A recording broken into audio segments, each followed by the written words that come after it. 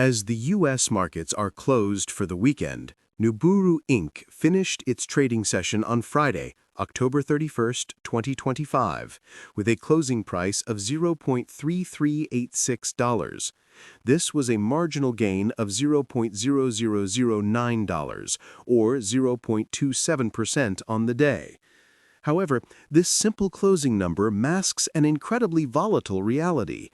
The stock traded in a wild range, from a low of 0.3213 to a high of 0.3741, all on the back of truly staggering volume.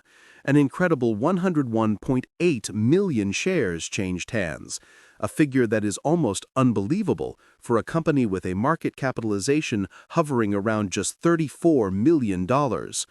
This isn't just high volume, it's a sign of a ferocious battle, a complete disagreement within the market about what this company is and where it is headed. And that's because the news that just hit the wire yesterday confirms this is no longer just a struggling hardware company. BURU has officially completed the first phase of its acquisition of Orbit SRL, an Italian defense-grade software company, securing a 10.7% stake for an initial $1.5 million. This isn't a minor update. It is the first tangible, paid-for step in a complete corporate metamorphosis that most of the market is still ignoring, and it fundamentally changes the entire investment thesis. The common belief about BURU, or ticker BURU, is that it's a high-risk, cash-burning penny stock, a one-trick pony in the niche blue laser technology space. For months, the narrative has been one of survival.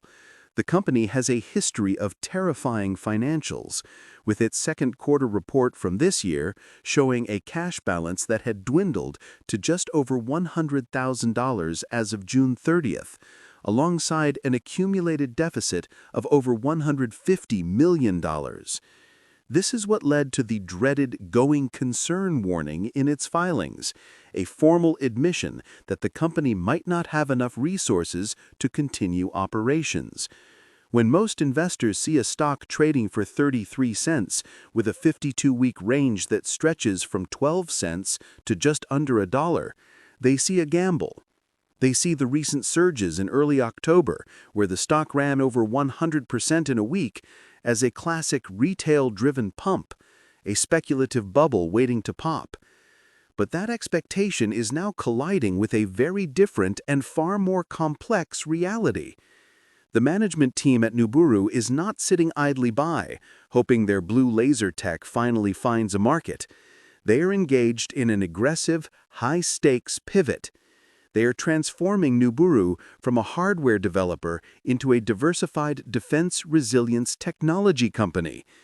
The original blue laser business, focused on welding copper for EV batteries and consumer electronics, is no longer the core story. The new story is about acquisitions and joint ventures. The company established BURU Defense LLC to act as a hub, and they are using their low-priced stock as a currency to roll up other businesses. The Orbit acquisition is the perfect example. BURU is buying its way into the recurring revenue software as a service, or SaaS market, targeting operational resilience and crisis management. This is a complete departure from their original model. This deal doesn't stand alone. It's part of a three-pronged strategy that also includes a strategic joint venture with Maddox Defense, announced in late October, to build advanced drone systems. And it's layered on top of a partnership with Tecne SPA, an Italian defense contractor, which BURU hopes will give it access to a massive portfolio of existing defense orders. The market is now split into two camps. The first camp, the bearish one, sees this as a desperate Hail Mary. They look at the financials and see a company that cannot possibly afford this transformation. The $1.5 million for the Orbit stake came from a $12 million capital raise in September, which itself heavily diluted existing shareholders.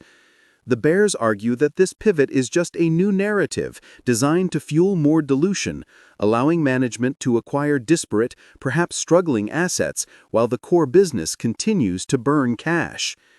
The second camp, the bullish one, sees a high-growth roll-up strategy in its infancy. They see a management team creatively using its public listing to acquire revenue streams. They point to the 101.8 million share volume as evidence that institutions and larger players are now being forced to pay attention. The fact that the company regained compliance with the NYSE American Exchange in mid-October adds a layer of legitimacy to this plan. The fight between these two narratives is what you are seeing in the day-to-day price action. The volatility isn't random.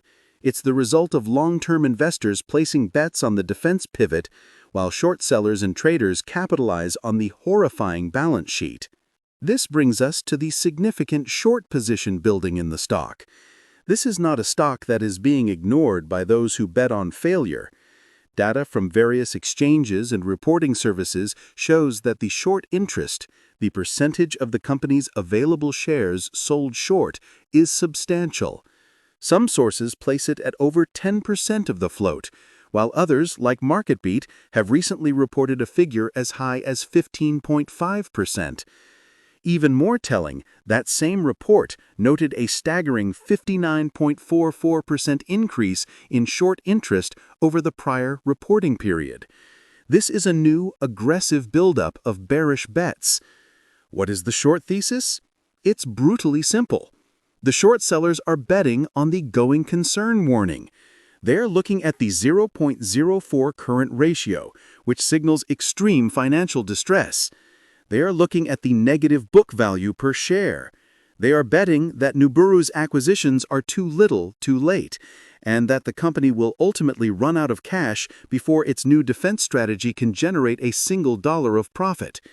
They see the recent $12 million raise not as a war chest, but as a temporary stopgap that has already been earmarked for acquisitions and paying the bills, and they are betting that the next capital raise will be even more dilutive or perhaps impossible to complete. What's your take on this massive build in short interest? Is it the smart money correctly identifying a failing company, or is it an over-aggressive bet against a turnaround that is just beginning?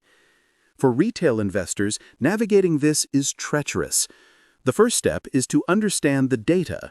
You can find short interest data published on FINRA's website or through most major brokerage platforms. It's important to know how to read it. For example, BURU's days to cover ratio is reportedly just 0.2. This is a very low number, and it's a direct result of that insane 100 million share daily volume. It means that if every short seller wanted to buy back their shares to close their position, it would take them only a fraction of a single trading day. This makes a sustained multi-day short squeeze, the kind discussed heavily on forums like Reddit, extremely difficult to achieve. The shorts are not trapped. They can get in and out with ease. Investors also need to watch for other signals, like fail-to-deliver data. You can find this on the SEC's website. Fail-to-delivers, or FTDs, occur when one party in a trade fails to deliver the shares on the settlement date. A high and persistent FTD log can sometimes be a sign of settlement failures related to heavy shorting activity in a stock with a low float, though it's not a direct indicator of manipulation. Another key metric is the borrow fee rate. This is the interest rate that short sellers must pay to borrow the shares they wish to short. While I don't have a live quote for BURU's borrow rate, stocks with high short interest and high demand for borrows can see these rates spike into the double or even triple digits, making it very expensive to maintain a short position. This is a key signal to watch in the coming weeks. If the borrow rate spikes, it signals that the available shares to short are drying up. However, chasing a short squeeze in a company with financials like BURU's is not an investment. It is a gamble that you will be faster than the algorithms and the professional shorts, who have a very clear and logical thesis for their bet. Let's briefly touch on what the original company, the one being left behind, actually does. BURU's core innovation is its blue laser technology. At a fundamental level, industrial manufacturing has long used infrared lasers for cutting and welding.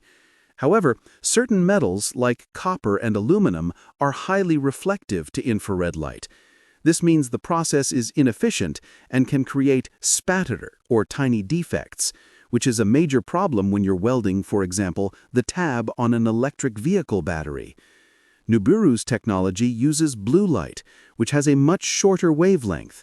This blue light is absorbed far more efficiently by copper, leading to a faster, cleaner, and more stable weld. The potential applications are significant: battery manufacturing for the entire EV industry, welding copper components in consumer electronics like smartphones, and even 3D metal printing. The problem was never the technology. The problem was commercialization, scale, and a balance sheet that was collapsing under the weight of its own research and development costs. The company simply could not achieve profitability, and its revenue remained minuscule, with annual sales reported around